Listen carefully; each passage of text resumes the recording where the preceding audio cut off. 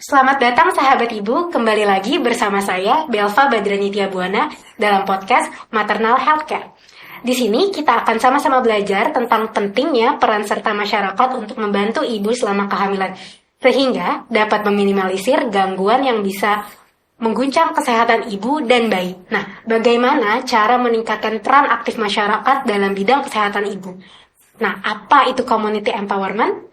Saat ini sudah bersama kami pakarnya, seorang psikolog klinis dan dosen Fakultas Kedokteran Universitas Mataram. Selamat sore Pak Puji. Selamat sore Deva. Kabar sehat Pak? Sehat, alhamdulillah. Baik, melanjutkan dari podcast yang lalu Pak, ya. Bisa diberikan gambaran kembali Pak kepada kami sedikit mengenai community empowerment. Oke, community empowerment itu adalah sebuah gerakan dalam tanda kutip bagaimana kemudian banyak pihak itu mensupport masyarakat. Ya, untuk lebih berdaya itu dalam berbagai macam aspek di masyarakat, baik itu aspek ekonominya, pendidikannya, kesehatannya, ya, dan berbagai macam aspek lini masyarakat sehingga masyarakat itu punya kapasitas itu untuk bisa punya kemampuan bagaimana mereka dalam tanda kutip satu sisi bisa mandiri, ya, satu sisi bisa membantu negara ini untuk kemudian lebih maju lagi. Begitu. Ngomong-ngomong berbasis masyarakat nih, menurut Bapak apakah kondisi masyarakat NTB ini ideal atau potensial untuk program-program berbasis masyarakat? Sangat ideal. Jadi kalau kita bicara soal kita masyarakat NTB itu kan kalau kita bicara data nih, kan banyak masalah, ya kan? Betul. Masalah itu dari mulai masalah angka kematian ibu dan anak ya yang baru lahir, kemudian stunting ya. Angka-angka itu kan angka-angka kita bilang di level nasional udah 5 besar ya, gitu. Kemudian belum lagi masalah IPM kita, indeks prestasi manusia kita masih ada di posisi 5 terbawah di negara kita ini. Nah, masalah-masalah itu kan kemudian sebenarnya kan masalah-masalah statistik yang kemudian kalau kita mau breakdown ke bawah itu masalahnya sangat kompleks gitu. Kita kemudian ketika bicara soal masalah itu, kemudian kita tidak hanya bisa melihat dari satu aspek saja. Oh, ini pemerintah belum bekerja, nggak bisa begitu. Jadi kita juga harus melihat dari banyak sisi. Kita melihat misalnya dari aspek pemerintah nih. Pemerintah apakah sudah ada peraturan daerahnya, kebijakannya bagaimana dan sebagainya. Ya, pemerintah ini kan kalau kita mau detailkan juga kan banyak ya elemennya. Misalnya tidak hanya sekedar pemerintah sebagai kepala daerah saja. Di situ ada banyak dinas yang kemudian juga bekerja, gitu kan. Nah, selain itu apalagi? Nah, ini kan pemerintah kan sebagai pembuat kebijakan-kebijakan kan gitu. Satu sisi kita juga harus sadar bahwa ini ada masyarakat. Ada people yang kemudian juga diatur dan tidak semua kemudian masyarakat itu punya kemampuan berpikir yang sama, ya, pemahaman yang sama tentang bagaimana kemajuan sebuah daerah itu dibentuk, gitu. Nah, kompleksitas ini kemudian itu yang kemudian harus kita uraikan dan harus ada pihak-pihak yang kemudian juga turut andil, ya, membersamai pemerintah bagaimana kemudian memajukan masyarakat itu. Berdasarkan data-data statistik yang Bapak paparkan tadi dan berkaca dari pengalaman Bapak itu sebagai praktisi penggiat program-program berbasis masyarakat ini, biasanya apa sih Pak masalah yang Bapak temui dalam penggiat program berbasis masyarakat ini? Selama ini saya lebih banyak concern ke pendidikan ya, dari beberapa tempat yang kami datangi, kemudian khususnya di tempat yang kami dirikan di bagian selatan sana, kayak menemukan terkait misalnya hal-hal pertama nih, hal basic misalnya soal kalistung. Ya, secara psikologi kan memang pendidikan itu yang kemudian harus dipaparkan kepada anak-anak kecil, ya, anak-anak di usia sekolah gitu. Nah, kami menemukan kondisi di mana misalnya nih ambil contoh kelas 2 SD gitu. Kalau dulu mungkin zaman saya kelas 2 SD sudah bisa menulis, sudah bisa membaca gitu. Ini bahkan saya beberapa kali turun, kami ada program namanya Bakti Muda. Kami datang ke banyak wilayah-wilayah yang agak dalam gitu ya. Itu bahkan kelas 3, kelas 4 itu ada yang tidak bisa membaca, tidak bisa menulis gitu. Nah, ini masalah mendasar gitu. Belum kita bicara soal kemampuan berkomunikasi. Ya, padahal kita paham ya, bahkan secara teori psikologis pun kemampuan komunikasi adalah kemampuan yang sangat penting untuk bagaimana perkembangan kehidupan dia selanjutnya. Itu juga masih masalah dalam tanda kutip gitu. Nah, kondisi-kondisi ini kan tentu saja harus ada yang kemudian memperjuangkan itu. Harus ada yang kemudian mengelola itu sehingga masyarakat kita dengan kondisi A seperti yang tadi saya sampaikan akhirnya bisa berubah. bisa berkembang. Karena bagaimanapun kita perlu sadar bahwa anak-anak ini kita nanti ya jadi pengganti kita semua gitu. Ya, kalau kita nggak mempersiapkan dari sekarang, apa iya kita kemudian dengan kondisi sekarang kita akan membiarkan itu? Ya kan, ambil contoh deh, hal-hal simpel kalau menurut konsep yang kita sering pelajari di kedokteran tentang stunting.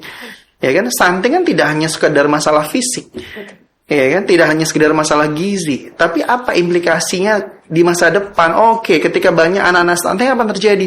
Oh, ternyata berpengaruh terhadap kemampuan berpikir gitu. Nah, kita tidak bisa bayangkan bagaimana ketika ada banyak anak-anak kemudian mengalami stunting, 20-30 tahun ke depan dia akan menjadi leader di tempat ini. Dan ketika kemampuan berpikir rendah, apa yang terjadi di daerah ini dengan semua potensi yang daerah ini miliki? Nah, sehingga harus ada yang kemudian berjuang, harus ada saling membersamai masyarakat, saling membersamai pemerintah untuk bagaimana kemudian menurunkan angka-angka ini gitu. Duh, Mam, sampai sini saya aja udah ikut kebakar nih semangatnya untuk terus berkoar untuk kemajuan NTB. Nah, ngomong-ngomong NTB nih Pak, kan kepercayaan spiritual tuh masih kental di sini. Nah, menurut Bapak, apakah hal tersebut menjadi suatu masalah dalam untuk mengimplementasikan program-program berbasis masyarakat? Oke, sebenarnya kalau buat saya, karena memang patokan kita di akademik kan kemudian akhirnya melihat berbagai macam referensi dan juga undang-undang yang berlaku ya. Ambil contoh deh misalnya di undang-undang kesehatan. Kalau kita definisikan undang-undang sehat menurut undang-undang itu ada 4 sektor di situ. Ada sehat fisiknya, ada sehat mentalnya, ada sehat sosialnya, dan ada sehat spiritualnya. Nah, konsep spiritualnya kan sepertinya nyerempet dengan masalah agama, ya kan? Masalah kepercayaan. Bagaimana kemudian sehat itu perspektif religi itu juga penting, gitu. Nah, seharusnya pada realitasnya itu akhirnya saling mendukung. Nah, kalau saya analisis dari kondisi yang ada saat ini adalah sebenarnya kenapa akhirnya sampai ada perilaku atau kondisi-kondisi sekarang ini terjadi gitu. Misalnya kondisi perilaku hidup bersih dan sehat, kayak kebiasaan kita untuk cuci tangan gitu. Kita nggak bisa kemudian menyalahkan masyarakat seutuhnya dalam kondisi itu. Kenapa? Oh, bisa jadi nih masyarakat di daerah tertentu nih pengetahuannya kurang dengan itu. Kan kalau kita bicara soal perilaku untuk sampai ke titik sebuah perilaku itu muncul, kan awal dasarnya itu kan pengetahuan. Setelah pengetahuan, kedua apa? Pemahaman. Nah, sekarang pertanyaannya, masyarakat kita di bawah ini udah diberikan pengetahuan yang benar nggak? Pengetahuannya udah komplit nggak tentang kesehatan? Itu yang pertama. Terus yang kedua adalah pemahaman. Yang mereka tahu ini mereka udah paham nggak? Ya kan? Setelah paham, mereka mengaplikasikan nggak? Kemudian ada proses evaluasi nggak gitu? Karena untuk mewujudkan masyarakat yang sehat saja, itu prosesnya panjang, gitu. Nah, sekarang pertanyaannya adalah gerakan untuk membuat dia dari tahu, paham, aplikasi, evaluasi itu banyak nggak? Kan gitu. Kita kemudian nggak bisa terus-menerus menunggu hanya pemerintah saja.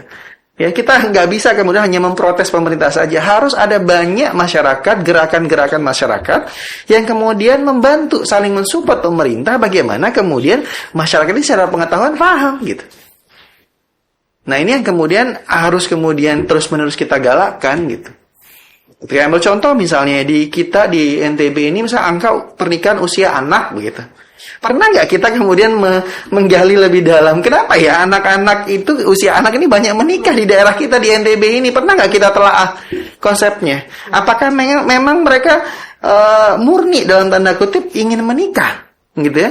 Apakah karena mereka remaja hormonal karena itu gitu? Saya pernah beberapa kali menjumpai anak-anak yang ada di salah satu kabupaten itu, angka pernikahan usia anaknya terus-menerus dicegah gitu. Tapi ketika kita tanya, kenapa kamu menikah? Dan beberapa di antara mereka, dalam tanda kutip, itu menikah karena bosan di rumah. Mereka bosan dimarahin sama orang tua mereka gitu. Jadi menikah itu salah satu cara mereka dalam tanda kutip nih, untuk bagaimana lepas dari lingkaran kebosanan mereka karena orang tuanya marah, pola asuhnya dalam tanda kutip kan berarti begitu ya, gitu. Nah, ini kan baru 1-2. Nah, kita sebagai akademisi nih di kampus, oke, berarti kita perlu riset nih, ya kan? Hasil riset kita kemudian sharing ke pemerintah. Oh, karena faktor inilah.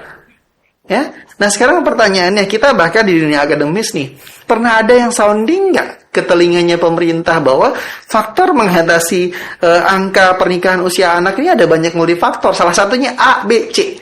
Bagaimana caranya? Kita pernah advice gak ke pemerintah? Nah ini kan juga jadi PR gitu. Jadi saya sering mengatakan ke diri saya bahwa bisa jadi kebijakan pemerintah itu bisa jadi belum oke. Bisa jadi karena pembisiknya nggak ada. Bisa jadi karena orang yang kemudian ngasih informasi yang tepat dan benar tuh nggak ada gitu. Nah itulah makanya senang banget bisa ada podcast ini, sehingga harapannya juga ke depan ya UNRAM sebagai salah satu kampus terbesar di wilayah NTB dalam tanda kutip gitu bisa berperan aktif di situ untuk bagaimana kita saling bergandengan tangan dengan pemerintah daerah untuk apa? Untuk bagaimana program-program yang ada di Pemda ini itu bisa sesuai dengan kondisi di lapangan. Ya, bisa sesuai dengan harapan masyarakat gitu. Sehingga prosesnya jadi runut tuh, ya. Kan intinya kan sebenarnya semua proses kita ini kan akhirnya melahirkan perilaku yang baik untuk masyarakat. Mau itu perilaku kesehatannya, ya, perilaku cara berpikirnya, kemudian perilaku ekonominya dan sebagainya. Nah sekarang pertanyaannya di level pengetahuannya bagaimana gitu. Nah ini yang sepertinya dalam tanda kutip ini harus keroyokan ya deh Pak. Harus banyak orang yang kemudian membantu pemerintah, membersamai pemerintah gitu. Untuk bagaimana pengetahuan masyarakat ada dulu deh. Ya, pelan-pelan setelah pengetahuannya ada, baru pemahamannya kita benerin gitu. Tahapannya ya begitu gitu. Gitu. Sementara database tentang bagaimana pemahaman masyarakat, pengetahuan masyarakat tuh saya masih tanda tanya besar. Kita punya nggak big data tentang itu?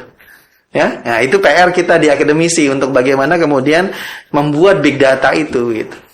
Baik, dari pemaparan Pak Puji tadi kita bisa lihat ya bagaimana ternyata sepenting itu peran community empowerment untuk menjalankan visi misi bersama pemerintah ya Pak, nggak bisa sendiri-sendiri, harus banyak stakeholdernya.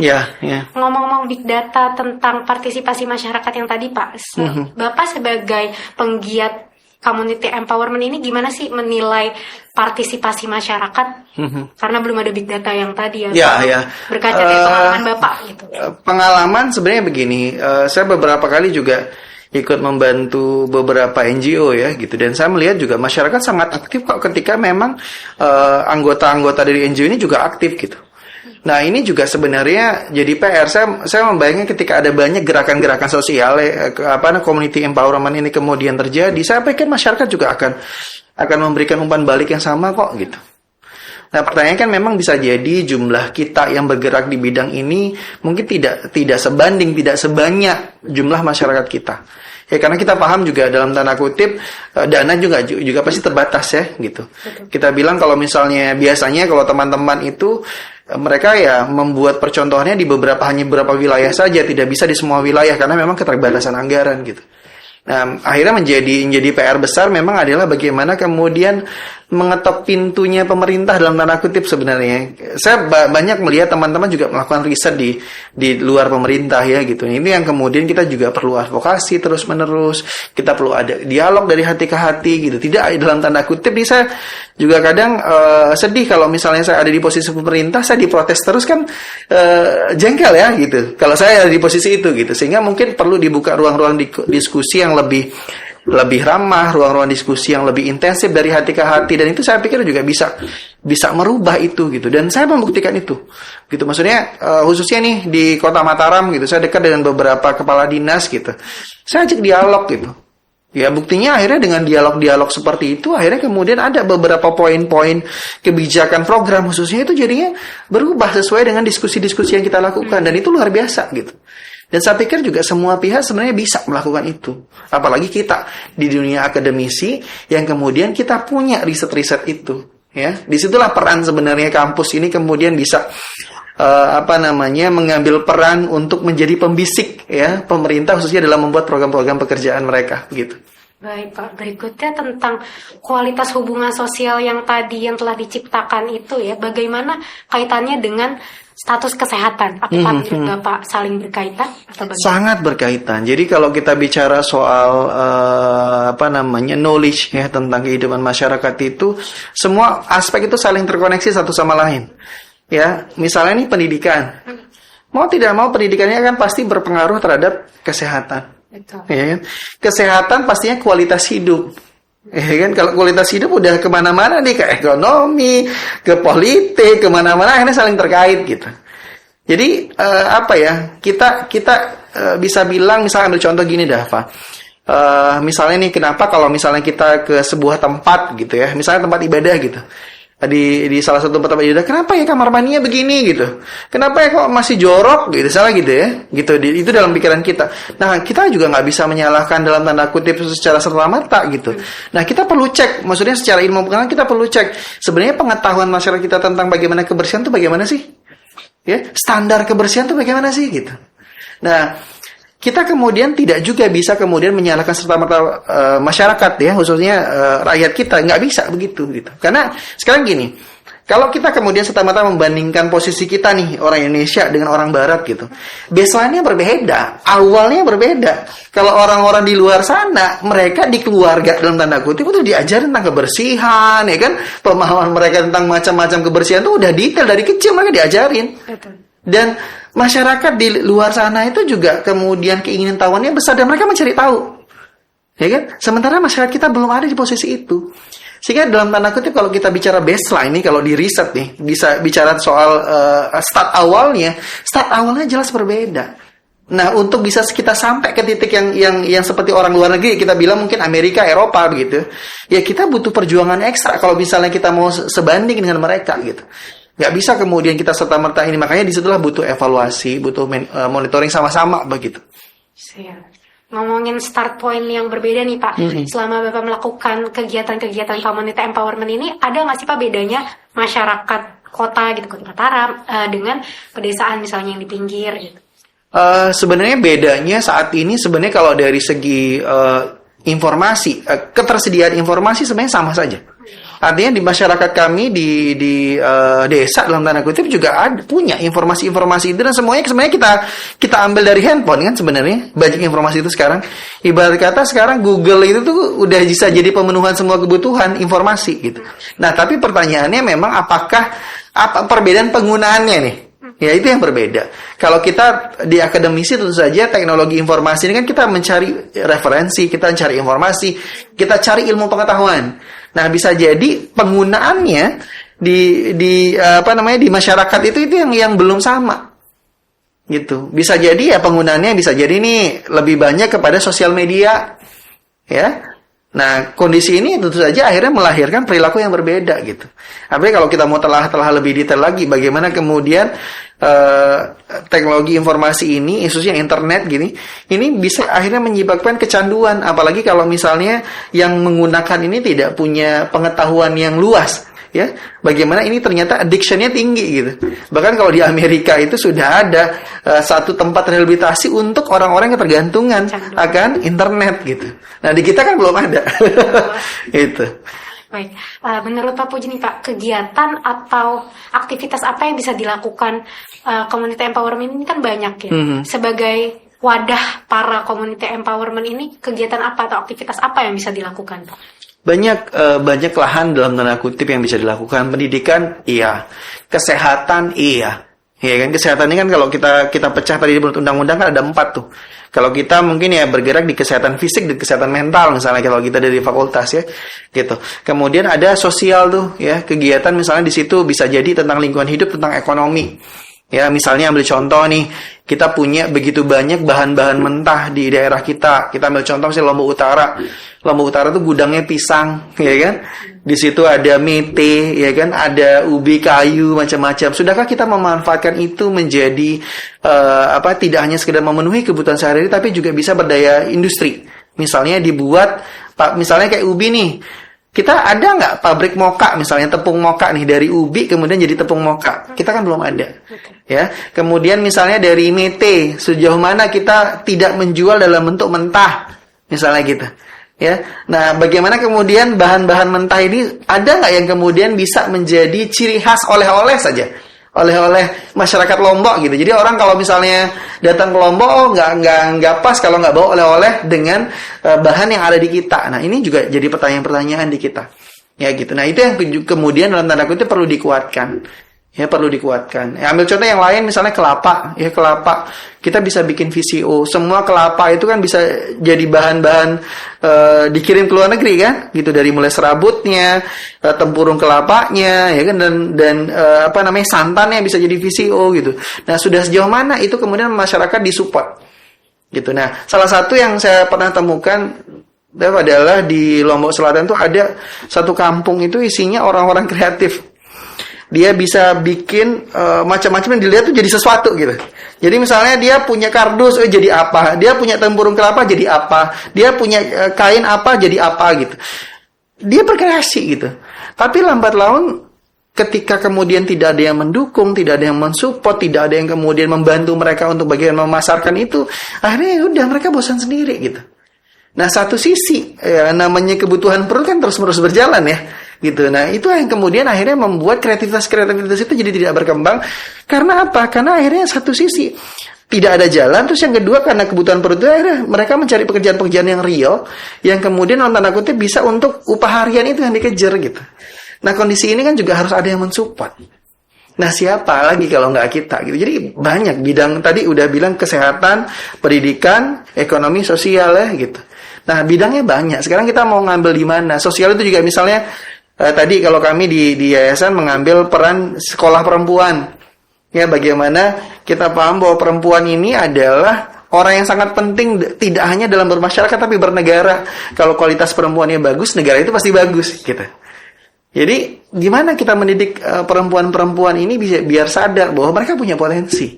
Mereka harus sekolah yang tinggi, ya. Mereka bisa membantu masyarakat, mereka bisa membantu keluarga gitu. Nah, kondisi-kondisi itu kan yang memaparkan informasi-informasi itu kan bisa jadi kita bilang minim.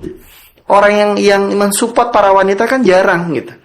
Nah, ketika ada pihak-pihak yang terus mendorong terus apa yang terjadi? Ya sudah, akhirnya kan berdaya masyarakat. Gitu. Jadi banyak bidang lah. Baik. Nah, sahabat ibu, sudah kita dengarkan tadi aktivitas konkret apa yang bisa kita langsung lakukan untuk community empowerment. Terakhir nih Pak, closing statement gitu untuk terutama untuk masyarakat NTB ya. Saran Pak untuk pemberdayaan community empowerment ini gimana? Oke, satu saran real adalah ketika kita membuka mata kita, ini buat masyarakat ketika membuka mata kita, coba tanya hal apa yang kemudian sudah kita lakukan untuk orang lain dalam tanda kutip ya. Bukankah kita ini sebagai manusia adalah sebaik-baik manusia adalah orang yang berbuat baik buat orang lain. Sejauh mana kita sudah melakukan itu dengan usia kita sekarang, gitu. Dan salah satu kuncinya adalah sinergi, gitu, Pak. Baik, terima kasih Pak Puji atas Sama-sama. waktunya hari ini. Baik sahabat ibu, terima kasih telah menyaksikan podcast Maternal Health pagi ini. Program ini didukung oleh pemerintah Australia melalui Australian Alumni Grant yang diadministrasikan oleh Australian Awards di Indonesia bersama Fakultas Kedokteran Universitas Mataram. Sampai jumpa!